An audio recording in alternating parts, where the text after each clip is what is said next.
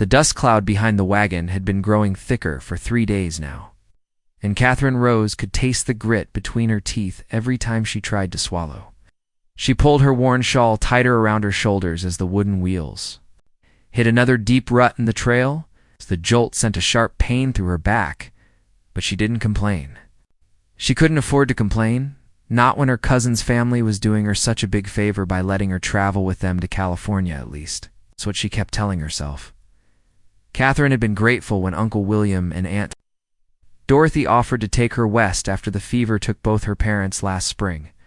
With no other family and barely enough money for food, she had nowhere else to go. The small farm her father worked had never belonged to them, and the landlord wanted her gone as soon as possible. When William showed up at her door with his wife and 2 teenage sons talking about gold and new opportunities in California, it seemed like an answer to her prayers. Now, 3 weeks into the journey, she wasn't so sure. The trouble started small. William would disappear for hours when they stopped in towns, coming back smelling like whiskey and tobacco. Dorothy would give him angry looks, but never said anything in front of Catherine. The boys, Tom and Henry, whispered to each other constantly, falling silent whenever she came near. Catherine tried to help with the cooking and camp duties, but Dorothy often pushed her away, muttering about extra mouths to feed. The worst part was the way they looked at her sometimes. It's like she was cargo instead of family. On this particular evening, they had stopped near a small creek about 10 miles. Outside of Willow Creek, a mining town that had sprung up seemingly overnight, Catherine had volunteered to fetch water while Dorothy prepared their simple meal of beans and hardtack. As she walked back toward the campfire, carrying the heavy bucket, she heard voices coming from behind their wagon. She froze, recognizing William's voice immediately. "She's pretty enough," he was saying. "Young and healthy. That's what matters to men like Murphy. But she's family, William." Dorothy's voice was strained. "My sister's child." "Your sister's dead," William shot back. "We're near broke. Lost everything at cards 2 nights back. We need money for supplies, and Murphy's offering good coin for a girl like her." Catherine's hands started shaking, so badly she nearly dropped the water bucket. Murphy. She'd heard that name whispered in the last town they'd passed through. The man who ran the saloon and the rooms upstairs where decent women never went. What if she won't go? This was Tom, the older boy. William's laugh was cold. "She don't have a choice. We tell Murphy she's willing, and that's that. Girl's got no money, no place to go."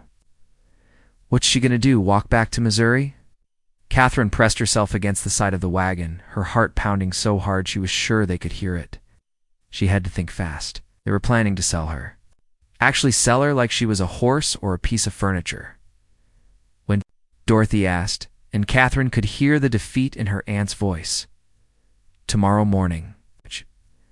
Murphy's expecting us at the Silver Dollar before noon. He's already paid half." Catherine carefully set down the water bucket and crept away from the wagon. Her mind was racing. She had to get away, but how? They were miles from anywhere, and she had no horse, no supplies, barely any money. The few coins she'd managed to save were sewn into the lining of her dress. But it wasn't enough to buy passage anywhere. She walked back to the campfire, forcing herself to act normal. "Water's ready," she announced, setting the bucket down near. "Dorothy," her aunt couldn't meet her eyes. "Thank you, dear." Catherine sat on her usual spot on a fallen log, accepting the tin plate of beans Dorothy handed her. The food tasted like sawdust in her mouth, but she forced herself to eat. She needed to keep her strength up. As the evening wore on, Catherine pretended to be tired and retired to her bedroll early. She lay still, listening to the family's quiet conversation around the dying fire. She was sure they were asleep. She carefully gathered her few belongings, an extra dress, her mother's Bible, and the small daguerreotype of her parents. Everything fit into a cloth bundle she could carry easily. She had planned to slip away in the middle of the night, but as she started to move, she heard William's voice. "Going somewhere, Catherine?" She turned to find him standing near the wagon, his arms crossed. Even in the moonlight, she could see the mean look in his eyes. "I just needed to. I couldn't sleep," she stammered. "Is that so?" William stepped closer. "Tom, Henry, wake up. Looks like our passenger was planning to take a little walk. The boys scrambled to their feet, and Dorothy sat up in her bedroll, looking frightened. Please, Catherine said, backing away. I heard you talking. I know what you're planning to do. Please don't make me go with that man. William's face hardened. You heard wrong, girl. And even if you didn't, you got no choice in the matter. We took you in when nobody else would. Fed you, gave you a place to sleep. You owe us. I'll work, Catherine pleaded. I'll find a job in town. Pay you back everything you've spent on me. Please. Too late for that. William nodded to his sons. Boys, help her back to her bedroll. We got an early morning tomorrow. But Catherine had spent 3 weeks watching and listening. She knew Tom was faster than Henry, but he always went left when he was trying to grab something. So he lunged for her. She dodged right and ran toward the creek. She almost made it. Henry caught her just as she reached the water's edge. In the struggle that followed, Catherine fought with everything she had. She bit, scratched, and kicked, but the boy was stronger. When William reached them, his face was dark with anger. Enough of this nonsense, he growled. Get her in the wagon, we're leaving now. William, maybe we should reconsider, Dorothy started to say, but her husband cut her off. We're going to Murphy's, and that's final. If a girl wants to fight, she can explain it to him. They dragged Catherine back to the wagon despite her struggles. She was thrown into the back, her hands tied with rope. As the wagon started moving through the darkness, Catherine's mind raced with desperate plans. She had to get away before. They reached town. The wagon moved slowly over the rough ground, and Catherine could hear William cursing the darkness and the poor trail. This was her chance. When they hit a particularly deep rut, the wagon tilted sharply to one side. Catherine rolled toward the back and, with her hands still tied, managed to work her way to the edge. What are you doing back there? Dorothy called. Out. Instead of answering, Catherine threw herself from the moving wagon. She hit the ground hard, her shoulder taking most of the impact. Pain shot through her body as she rolled down a small embankment. Above her, she could hear shouting and the wagon coming to a stop. Where is she? William's voice was furious. I can't see anything in this darkness. Tom replied. Catherine lay perfectly still in the tall grass, hardly daring to breathe. She could hear them moving around above her, searching. There's no time for this, William finally said. We got to be in town by morning, and Murphy don't like to be kept waiting. She's probably hurt bad anyway. Girl's too stubborn for her own good. Can't just leave her, Dorothy protested weakly. We can, and we will. She made her choice. Come on, boys. Let's go. Catherine listened as the wagon rolled away, taking with it the only family she had left in the world. As the sound faded into the distance, she tried to sit up and immediately felt dizzy. Something warm was running down the side of her face, and when she touched it, her fingers came away sticky with blood. She was alone in the wilderness, hurt and with no idea which direction led to safety. But as she looked up at the stars above, Catherine felt something she hadn't felt in weeks. She was free. Whatever happened next, she would face it on her own terms. The last thing she remembered before. Darkness took her, was the sound of coyotes howling in the distance and the cold touch of morning dew on her face. The sun was already high when Jack Mitchell noticed something was wrong. He'd been tracking his prize bull, Thunder, for the better part of 2 days. The stubborn animal had broken through the fence again and wandered off into the wild country. Beyond his ranch, Jack knew these hills like the back of his hand, having lived here for nearly 15 years. But today something felt different. The birds weren't singing. That's what caught his attention first. The meadowlarks that usually filled. The morning air with their songs were silent. Even the crows seemed to be avoiding this particular stretch of grassland. Jack pulled his horse to a stop and stood up in his stirrups, scanning the horizon. That's when he saw them. 3 dark shapes circling high above a cluster of rocks about a quarter-mile away. Buzzards. Jack's stomach tightened. In his experience, buzzards usually meant one of 2 things, either a dead animal or something that would be dead soon. He guided his horse toward the spot, hoping he'd find nothing more than a deer that had died of natural causes. As he got closer, he could see. the birds more clearly. They were definitely buzzards, and they were definitely interested in something on the ground. Jack urged his horse faster, a strange sense of urgency building in his chest. What he found made him stop breathing for a moment. It wasn't an animal. At all, it was a young woman, lying motionless in the tall grass near a steep embankment. Her dress was torn and dirty, her dark hair tangled with twigs and debris. Blood had dried on the side of her face, and her skin was pale as winter snow. Jack dismounted quickly and knelt beside her. For a terrifying moment, he thought she was dead. But then he saw the slight rise and fall of her chest. She was breathing, barely. "Miss," he said softly, not wanting to startle her if she was conscious. "Miss, can you hear me?" There was no response. Jack gently touched her shoulder, and she was burning with fever.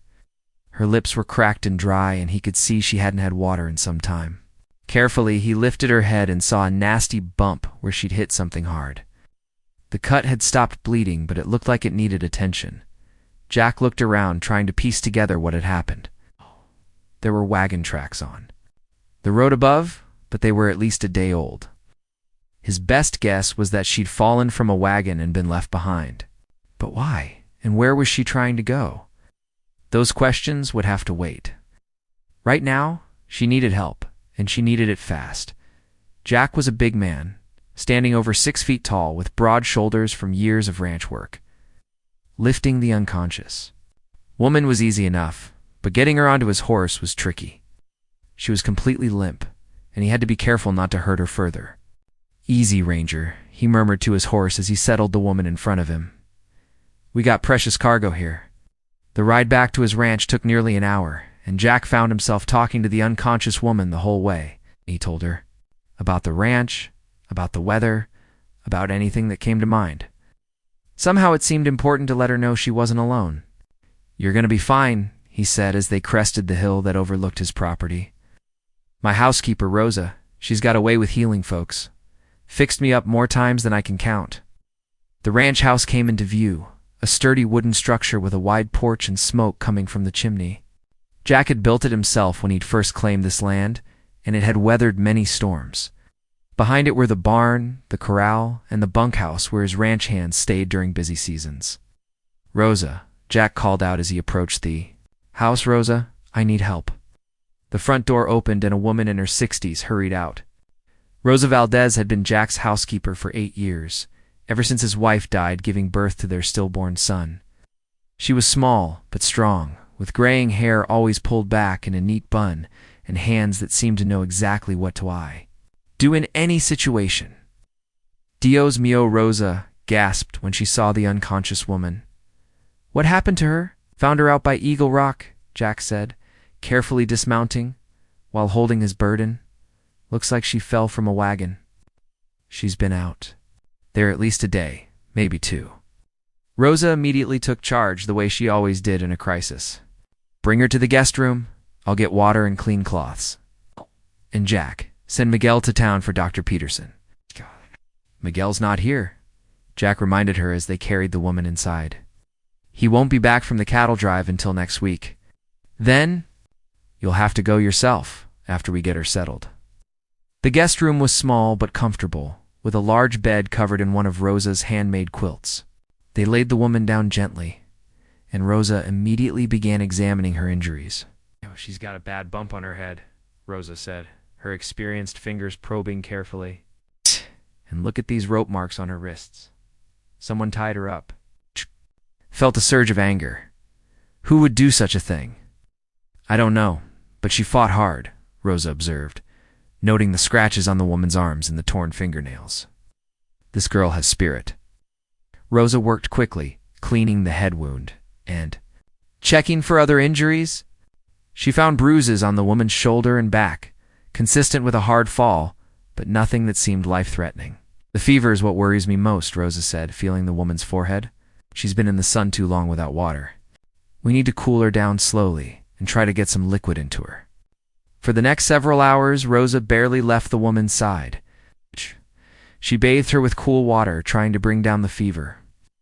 She managed to get small sips of water past the woman's lips, and later spoonfuls of thin broth. Jack found himself checking on them every few minutes, unable to concentrate on his usual ranch duties. There was something about the mysterious woman that had captured his attention. Maybe it was the way she'd fought for her life, or the peaceful expression on her face, despite everything she'd been through. "She's pretty," Rosa observed during one of his visits. "That's not why I brought her here," Jack said quickly. Rosa smiled. "I know. You brought her here because it was the right thing to do, but she is pretty." That evening, as Jack sat in his parlor trying to read, he kept thinking about the woman in the guest room. Who was she? Where had she been going? And why had someone tied her up and apparently left her to die? He was still pondering these questions when Rosa appeared in the doorway. "She's awake," Rosa said simply. Jack set down his book and followed Rosa to the guest room. The woman was sitting up slightly, her eyes open but confused. When she saw Jack, she shrank back against the pillows. "It's all right," Jack said gently, staying near the doorway. "You're safe. My name is Jack Mitchell, and this is Rosa. We found you out in the grassland." The woman's eyes darted between them, and Jack could see she was trying to decide whether to trust them. What day is it?" she asked, her voice barely above a whisper. "Thursday," Rosa answered. "You've been unconscious for almost 2 days." The woman closed her eyes, as if trying to remember something painful. "The wagon," she murmured. "They were taking me to... You don't have to talk about it now," Jack said. "You need to rest and get your strength back." But the woman opened her eyes and looked directly at him. "My name is Catherine Rose," she said. "I think you saved my life." Jack felt something stir in his chest at the sound of her name. "I'm just glad we found you in time." Catherine tried to sit up further, but Rosa gently pushed her back down. "Easy, Mia. You've been through an ordeal. There will be time for talking when you're stronger." "I don't have anywhere to go," Catherine said, and Jack could hear the fear in her voice. "The people I was traveling with, they left me." "Nobody's asking you to go anywhere," Jack said firmly. "You're welcome to stay here as long as you need to recover." Catherine looked at him with surprise. "You don't even know me?" "I know enough," Jack replied. "I know you're brave, and I know you need help. That's all I need to know for now." As Rosa bustled around, preparing medicine and checking Catherine's bandages, Jack found himself making a decision that would change all their lives. He didn't know what Catherine's story was or what dangers she might be running from. Knew one thing for certain. He wasn't going to let anyone hurt her again. Outside. The wind was picking up, and Jack could smell rain in the air. Winter was coming early this year, and the mountain passes would be dangerous soon. Whatever Catherine's plans had been, she wouldn't be traveling anywhere for a while. Maybe that was for the best. Maybe they'd all been brought together for a reason he didn't understand yet. All Jack knew was that finding Catherine Rose had been like finding something he didn't even know he'd been looking for. Catherine had been at the ranch for 2 weeks when the first snow began to fall. She watched from the kitchen window as fat white flakes drifted down, covering the mountains in the distance. The sight filled her with both wonder and worry. Winter meant she'd be trapped here until spring, and she still hadn't figured out how to repay Jack and Rosa for their kindness. "Beautiful, isn't it?" Rosa said, joining her at the window. "But it comes early this year. The old-timers in town say it's going to be a hard winter." Catherine nodded, pulling her borrowed shawl tighter around her shoulders. Everything she wore belonged to Rosa now, since her own dress had been ruined beyond repair. "I should find work in town," she said, for the 10th time that week. "I can't keep living here like a guest." Rosa made a disapproving sound. "In this weather? Doing what?" "There's not much work for young ladies in Willow Creek. Especially not the kind of work you'd want to do." Catherine knew what Rosa meant. She'd heard the stories about the saloons. In the upstairs rooms, that was exactly what her cousin's family had planned for her, and the thought still made her stomach turn. "Maybe I could teach children," Catherine suggested. "I can read and write well. There's no school here, Mia. Most folks teach their own children what little they can. You need to stop worrying so much. Jack has plenty of room, and he likes having you here." That was another problem Catherine was trying not to think about. Jack Mitchell was nothing like any man she'd ever met. He was gentle and kind, always asking how she felt and if she needed anything. But he was also strong and capable, and she'd noticed the way other women and Town looked at him when they'd gone for supplies last week. Catherine had been surprised, and Jack insisted she'd come along on that trip. She'd expected to stay hidden at the ranch, but he'd said it would be good for her to get out and meet people. The townspeople had been curious, but polite, intraday, and Jack had introduced her simply as Miss Catherine, who was staying at the ranch while she recovers from an accident. It was Mrs. Henderson at the general store who had asked the question that made Catherine's cheeks burn. "How long will you be staying, dear? Are you planning to head back east when spring comes?" Catherine had stammered something about not being sure, but later that evening Jack had brought up the subject himself. "I've been thinking about what Mrs. Henderson said," he told her as they sat on the porch after dinner. Rosa had gone to bed early, leaving them alone in the growing darkness. "About my plans for spring?" Catherine asked. "About your plans in general?" Jack was whittling a piece of wood, not looking at her directly. "You don't have to answer if you don't want to, but I'm wondering if you have family somewhere. People who might be worried about you." Catherine was quiet for a long moment. She'd been dreading this conversation, but she supposed it was time to be honest. "No," she said finally. "My parents died last year, and my cousin's family was all I had left after what they tried to do." She couldn't finish the sentence. Jack stopped whittling. "What they tried to do was wrong. No person should be treated like property, but now I have nothing," Catherine continued. "No money, no family, nowhere to go. I don't even know how I'll pay you back for everything you've done." "Ain't you don't me anything," Jack said firmly. "But Catherine, I've been thinking about something, and I want you to hear me out before you say anything." Catherine's heart started beating faster. Something in his tone made her nervous. Jack set down his knife and piece of wood and turned to face her. "Winter's here, and you can't travel anywhere even if you wanted to. Come spring, you'll need to make some decisions about your future. But before then, I have a proposition for you." "What kind of proposition?" Catherine asked carefully. Jack ran a hand through his hair, looking nervous for the first time since she'd known him. "This isn't easy to say, but I'm going to say it straight. I'm 34 years old, and I've been alone on this ranch for 8 years. I had a wife once, but she died, and since then, I haven't met anyone I wanted to share my life with." Catherine felt her breath catch in her throat. "Having you here these past weeks has reminded me what it's like to have a woman's presence in the house. It's not just Rosa, though she's been a blessing, but someone closer to my own age. Someone to talk to in the evenings. Someone to share meals." "With Jack, I don't understand what you're asking," Catherine said, though part of her thought she might. "I'm asking if you'd consider marrying me," Jack said simply. "Not for love, at least not yet, but for practical reasons. You need a home and security. I need a companion and someone to help make this place feel less lonely. It would be a partnership, nothing more unless you wanted it to be." Catherine stared at him in shock. "You want to marry me? But you barely know me." "I know enough," Jack said. "Oh. I know you're honest and hardworking. I've watched you help Rosa with the cooking and cleaning, even when you were still recovering. I know you're brave because you fought back when your family tried to harm you.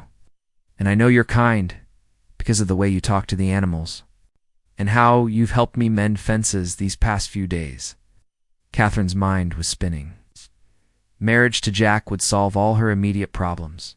She'd have a home, a name, and protection. But it seemed too good to be true. "For me?" she asked. "Companionship," Jack said. "Help with the house and the ranch work when you're able. Someone to talk to and share meals with.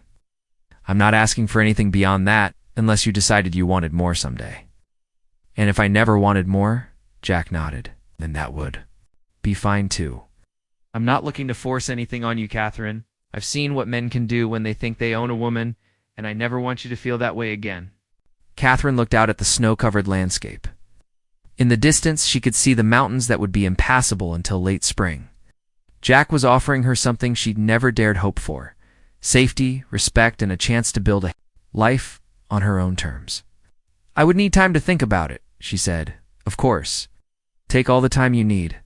That night, Catherine lay in bed, staring at the ceiling. Marriage to Jack would be so different from what she'd always imagined for herself. She'd grown up thinking she'd marry for love like her parents had. But love was a luxury she couldn't afford anymore. The next morning, she found Jack in the barn, feeding the horses. The snow was still falling, and the world outside looked peaceful and clean. "I've thought about your offer," she said without preamble. Jack turned to face her. "Hey, fork in hand. And I have some conditions," Catherine said. "Name them. I want to contribute to the household, not looking to be just another mouth to feed. I can cook, clean, sew, and I'm learning about ranch work. I want to be a true partner." Jack smiled, agreed. "What else?" "I want your promise that if I ever decide I need to leave, you won't try to stop me." Jack's smile faded slightly, but he nodded. "You have it, though I hope you won't want to leave. And I want us to be honest with each other. No secrets. No pretending things are different than they are." "That seems fair," Jack said. "Is that all?" Catherine took a deep breath. "Yes. If you still want to marry me under those conditions, then yes, I accept your proposal." Jack's face lit up with genuine happiness. He set down the hay fork and stepped closer to her. "Are you sure?" "I'm sure," Catherine said, and realized she meant it. "When as soon as possible. The circuit preacher comes through once a month, and he should be here next week, if the weather holds." A week later, Catherine Rose stood in the parlor of Jack's ranch house, wearing a simple blue dress that Rosa had made for the occasion. Jack had ridden to town and returned with a plain gold band that had belonged to his mother. The preacher, a kind man named Reverend Williams, performed a brief ceremony with Rosa and the ranch foreman, Miguel, as witnesses. "Do you, Catherine?" "Rose, take this man to be your lawfully wedded husband," the preacher asked. "I do," Catherine said, looking into Jack's steady brown eyes. "Do you, Jack Mitchell, take this woman to be your lawfully wedded wife?" "I do," Jack said, slipping the ring onto Catherine's finger.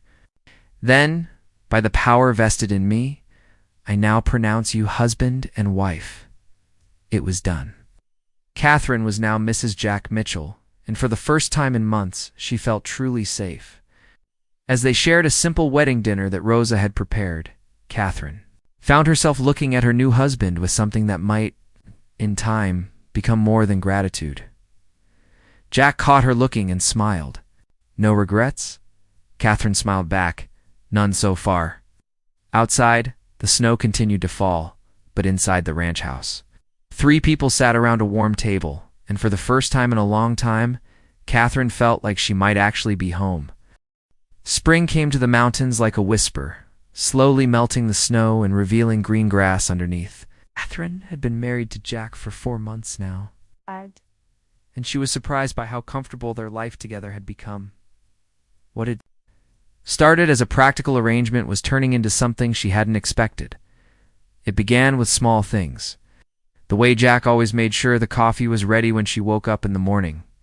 How he'd started leaving wildflowers on the kitchen table that he'd picked during his morning rides. The careful way he'd ask about her day and actually listen to her answers. Catherine found herself doing little things in return. She'd learned Jack's favorite meals from Rosa and made sure to cook them on days when he seemed tired. She'd started mending his work shirts with extra care, adding small decorative stitches that weren't necessary but made the clothes look special. When she noticed he was reading the same 3 books over and over, she used some of her egg money to order new ones from the catalog. "You didn't have to do that," Jack said when the package arrived. But Catherine could see the pleasure in his eyes as he looked through the books. "I wanted to," she said simply, and realized it was true. The turning point came in early May. Jack had been working with a young horse named Thunder, trying to break him to saddle. Catherine was in the garden when she heard the commotion from the corral.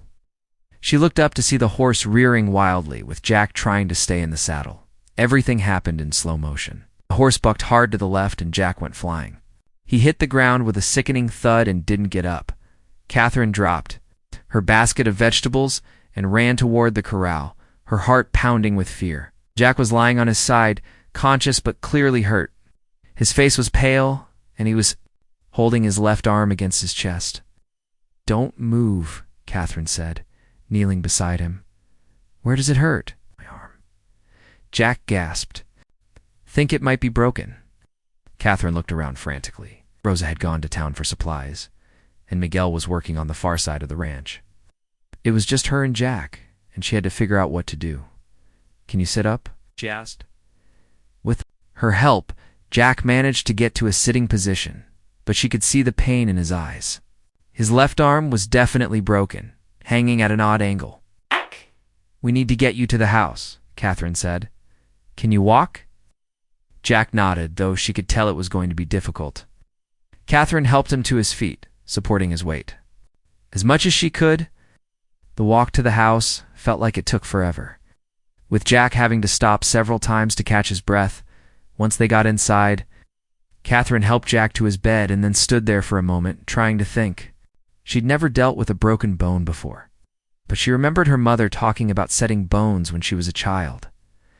"I need to ride to town and get Dr. Peterson," she said. "No," Jack said firmly. "It's too dangerous for you to ride alone, and it'll take hours. By the time you get back, it'll be dark." Catherine knew he was right, but she also knew they couldn't just leave his arm the way it was. "Then, what do we do?"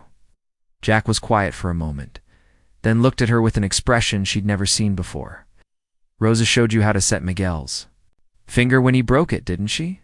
Catherine's eyes widened. "Jack, that was just a finger. This is your whole arm." "It's the same principle," Jack said. "You just have to pull it straight and hold it in place until it heals." The thought of causing Jack more pain made Catherine feel sick, but she could see there was no choice. If they waited until Rosa got back, the bone might heal wrong. "Tell me what to do," she said. Jack walked her through the process, his voice calm despite the pain he was obviously feeling. Catherine gathered the supplies they'd need: clean cloths, wooden splints that Jack kept in his medicine box, and rope. "To tie everything in place, you're going to have to pull hard," Jack warned her. "Don't stop when I yell, because it's going to hurt no matter what." Catherine nodded, trying to look more confident than she felt. She positioned herself carefully and took hold of Jack's arm. "Ready?" "Do it," Jack said, closing his eyes. Catherine pulled steadily, and Jack's sharp intake of breath told her she was doing it right. She could feel the bone moving back into place, and after what felt like forever, it seemed to be aligned properly. Working. Quickly, she splinted the arm and tied it securely. Jack's face was covered in sweat, but he was breathing normally again. "How does it feel?" Catherine asked. "Better," Jack said, and she could tell he meant it. "Thank you." Catherine sat down heavily in the chair beside the bed, suddenly exhausted. "I was so scared," she admitted. "When I saw you fall, I thought... ... She couldn't finish the sentence, but Jack reached out with his good hand and took hers. "I'm fine," he said gently. "Thanks to you." That night, Catherine barely slept. She kept checking on Jack, making sure he was comfortable and that his arm was still properly positioned. When Rosa returned the next morning and examined Catherine's work, she was impressed. "You did a good job, Mia," Rosa said. "Dr. Peterson couldn't have done better." Over the next few weeks, as Jack's arm healed, Catherine found herself paying attention to things she'd been trying to ignore. The way Jack looked at her when he thought she wasn't watching, how he always made sure she was comfortable and happy. The way he'd started asking her opinion about ranch decisions, treating her like a true partner rather than just a housekeeper who happened to be married to him. One evening in June, they were sitting on the porch after dinner, watching the sunset paint the mountains orange and gold. Jack's arm was almost completely healed, and he'd been able to return to most of his regular work. "Catherine," he said suddenly, "can I ask you something?" "Of course." Jack was quiet for a moment, as if choosing his words carefully. "When you agreed to marry me, you said you wanted us to be honest with each other." "Yes. Well, I need to be honest about something." Jack turned to look at her directly. "This arrangement we have, it's not just practical for me anymore." Catherine felt her heart start to beat faster. "What do you mean?" "I mean, I care about you," Jack said simply. "More than I expected to when I first made that proposal. When I got hurt and you took care of me, I realized how much you've come to mean to me." Catherine was quiet, but she could feel something shifting inside her chest. She'd been trying not to think about her own feelings, but she couldn't deny them anymore. "I care about you too," she said softly. I know we agreed this would be a partnership, nothing more, Jack continued. But I was hoping maybe you'd be open to it becoming something else, something real. Catherine thought about the past few months, how safe she felt with Jack, how he made her laugh with his stories about the ranch animals, how he never made her feel like she owed him anything, even though he'd saved her life. How her heart had nearly stopped when she thought he might be seriously hurt. I think it already has become something real, she said. Jack's face lit up with a smile that was different from any she'd seen before. Really? Instead of answering with words, Catherine moved closer to him on the porch swing. Jack put his good arm around her, and she rested her head on his shoulder. I never thought I'd feel this way again, Jack said quietly. After my first wife died, I thought that part of my life was over. What was she like? Catherine asked. She'd been curious about Jack's first marriage, but had never felt it was her place to ask. She was sweet and gentle, Jack said. We grew up together, got married young, but we were more like friends than anything else. What I feel for you is different, stronger. Catherine lifted her head to look at him. I was so scared when I saw you fall off that horse. I realized I couldn't imagine my life without you in it. Jack cupped her face gently with his good hand. You don't have to imagine it, he said. When he kissed her, it was soft and careful, like he was asking permission.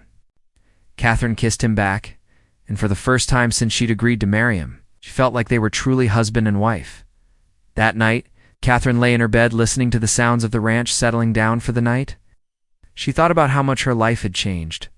A year ago, she'd been alone and afraid, with no idea what her future would hold. Now she had a home, a husband who cared for her, and the beginning of a love she'd never expected to find. Through the thin wall, she could hear Jack moving around in his room, and she found herself wondering what it would be like to share that room with him. The thought didn't frighten her the way it once had. Instead, it filled her with a warm anticipation for whatever came next in their story together. The morning sickness started in late summer, just as Catherine was hanging laundry on the line behind the house. One moment she was pinning Jack's work shirt to the rope. The next she was doubled over, losing her breakfast in Rosa's flour. Rosa appeared beside her almost instantly, as if she'd been watching from the kitchen window. Catherine straightened up slowly, wiping her mouth with her apron. I think I ate something that didn't agree with me, she said, but even as the words left her mouth, she knew it wasn't true. When was your last monthly? Rosa asked gently. Catherine's face flushed red. But now that Rosa mentioned it, she realized it had been quite some time. Oh, Catherine whispered, her hand moving instinctively to her stomach. Rosa's smile widened. Come inside. We'll make some ginger tea for your stomach, and then you can tell Jack the good news. But Catherine found herself reluctant to tell Jack right away. They shared everything now, from morning coffee to evening conversations about their dreams for the ranch. But a baby was something different, something that would change everything. What if Jack wasn't ready? What if he was scared like she was? She managed to keep the news to herself for 3 days before Jack noticed something was wrong. He found her sitting on the porch after dinner, staring out at the mountains with a worried expression. Penny for your thoughts, he said. Settling into the chair beside her, Catherine looked at him. This man who had become her whole world, and decided she couldn't keep the secret any longer. Jack, there's something I need to tell you. Something. And her tone made him turn to face her fully. What is it? You look worried? I'm going to have a baby, Catherine said quietly. Jack's face went completely still for a moment, and Catherine's heart sank. Then, slowly, the biggest smile she'd ever seen spread across his features. A baby? He repeated, as if he couldn't quite believe it. Catherine nodded. Rosa says, probably around February or March. Jack stood up suddenly and let out a whoop that could probably be heard all the way to town. Then he scooped Catherine up in his arms and spun her around, both of them laughing. I can't believe it, he said, setting her down gently. We're going to be parents? You're happy? Catherine asked, though his reaction had already answered her question. Happy? Jack cupped her face in his hands. Catherine, I'm over the moon. I never thought I'd get another chance at this. That night, Jack moved his things into Catherine's room. If you're comfortable with it, he said, suddenly shy despite everything they'd shared. I want to be close to you and the baby. Catherine's answer was to help him carry his clothes to their shared dresser. The pregnancy progressed smoothly through the fall and into winter. Jack became even more protective than before, insisting Catherine not lift anything heavy and constantly asking how she felt. Catherine found his attention sweet, though sometimes overwhelming. "I'm pregnant, not made of glass," she told him one morning, when he tried to carry a basket of eggs that probably weighed 2 pounds. "I know," Jack said, "but I can't help wanting to take care of you." It was during her 7th month that their peaceful life was interrupted. Catherine was in the kitchen helping Rosa prepare lunch when they heard horses approaching fast. Through the window, they could see a familiar wagon pulling up to the house. Catherine's blood ran cold. It was Uncle William, Aunt Dorothy, and their 2 sons. "Get Jack," Catherine told Rosa urgently. "Right now." But it was too late. William was already pounding on the front door, shouting for Catherine to come out. He yelled, "We've come to take you home where you belong." Jack appeared from the barn, having heard the commotion. Catherine watched from the window as he approached the wagon, his face calm but his body tense. "Can I help you folks?" Jack asked politely. "We're here for our cousin," William said, climbing down from the wagon. "The girl you're keeping here, she belongs with family." "The only family I see here is my wife," Jack said evenly. "And she's not going anywhere." Catherine took a deep breath and walked outside, Rosa close behind her. Her pregnancy was obvious now, and she saw William's eyes widen when he noticed.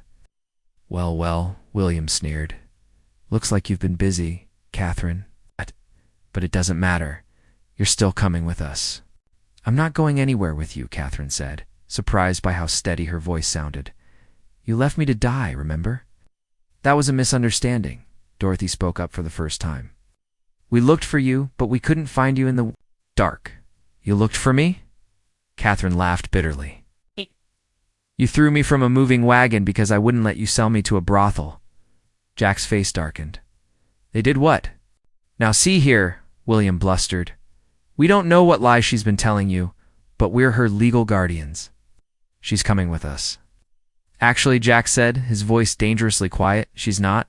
Catherine is my wife, which means I'm her legal guardian now, and I'm telling you to get off my property." William's face turned red. "You can't keep her. She's our blood." "You gave up any claim to her when you tried to sell her," Jack said. "Now I'm going to ask you one more time to leave. After that, I'm going to stop asking." Catherine watched as William's hand moved toward the gun on his hip. But before he could draw it, Jack's rifle was in his hands, pointed directly at William's chest. "I wouldn't," Jack said calmly. The tension stretched out for what felt like forever. Finally, Dorothy grabbed William's arm. "Let's go," she said urgently. "It's not worth it. This isn't over." William snarled as they climbed back into their wagon. "Yes, it is," Catherine said firmly. "Don't come back here again. You're not welcome." After they drove away, Catherine found herself shaking. Jack put his arms around her carefully, mindful of her pregnant belly. "Are you all right?" he asked. "I am now," Catherine said. "Thank you for standing up to them." "You stood up to them too," Jack pointed out. "I was proud of you." That evening, as they sat together on the porch, Catherine felt the baby kick strongly, as if responding to the day's excitement. "Feel that," she said, taking Jack's hand and placing it on her stomach. Jack's eyes lit up as he felt the movement. "Strong little one, isn't it? Just like his father," Catherine said, then paused. "Or her father." "Either way," Jack said, "this baby is going to know it's loved and wanted. That's more than you had, and I want to make sure our child never doubts that."